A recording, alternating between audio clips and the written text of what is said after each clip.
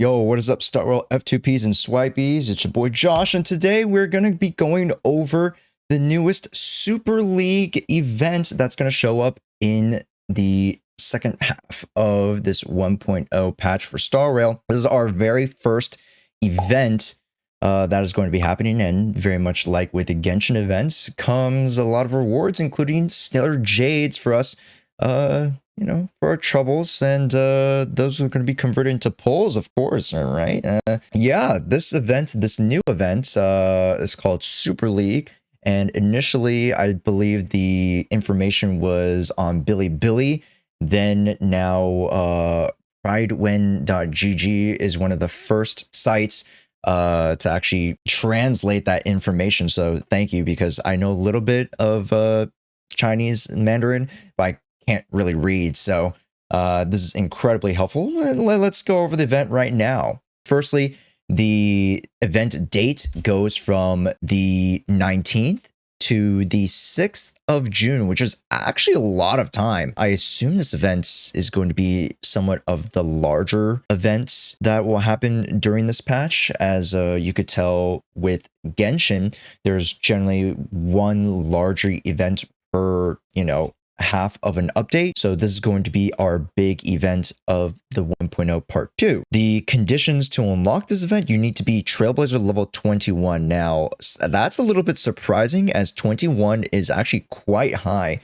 Trailblazer level 21 is quite high just because you do have to pretty much finish the entirety of Aurelio 6 up until the very last act. But that shouldn't necessarily be a large issue, except for those who have yet to jump from level 14 to the 18. That might be a little bit of a trip. But other than the level, you finish the Gladiator series of quests in Aurelio 6, which honestly, that's just tied to the story. Yeah, not terrible conditions in order to actually unlock the event. The first group of rewards are participation rewards, which the second group shows the limited rewards that will be only available for the duration of the event. This means that there's a high chance of the event will still be available once it ends in some form. That is interesting. So actually, this could be another form or game mode aside from Simulated Universe, aside from Forgotten Hall, that maintains itself in some form or fashion, which actually is, hey, the more game modes, the more fun we get to have. So wow, that's super interesting. And I assume these rewards, the 500, the talent, the trace level of materials, regular character level of materials and all that, is going to be much more than just the standard participation, which, in total, you look at this, 600 Stellar Jades, that adds up to just under 4 pulls, which is really, really solid. How the event works. Trailblazers can progress through 5 tournaments, starting from the featherweight and ending in the heavyweight. In each tournament, they will have to fight 4 battles, and the enemies will face, are decided randomly. Okay, interesting. So the actual there's actually replayability with this, very much like Simulated Universe. For those who want to farm this event, if there are any farmable stuff, there you go. Before each battle, you'll also obtain a random buff. After winning a battle, another buff will be randomly drawn. Okay, that's cute. Very much like Genshin's events, where you can get random buffs here and there. I don't assume that these are going to be making or breaking any of the modes. Potentially the heavyweight might be like insanely difficult, to which you might need to like re-roll for certain buffs, but I don't believe that to be the case. I think this event should be accessible and completable, as long as, I believe, let's say you're Equilibrium 2, you should have an easy breezy time on this, but that's yet to be determined. This event isn't fully out yet. Let's continue here. Also, before each draw, you'll be able to check the possible enemy weaknesses that can appear on each of the next enemy, and you can edit your team as well, which is really, really good. Personally, I'm like, I would like for me to not be able to edit my team, because that adds to the difficulty factor, in which I have to make sure that the team that I'm using has certain strategies to combat certain things, versus just being able to you know, switch up my team on the fly. I get it though. This makes it such that, you know, you can utilize more units, and the more units you use, the more fun you can have. So in that sense, it's not bad. Then the limited challenges during the event, the limited event, the number of rounds you need to defeat all the enemies will be recorded.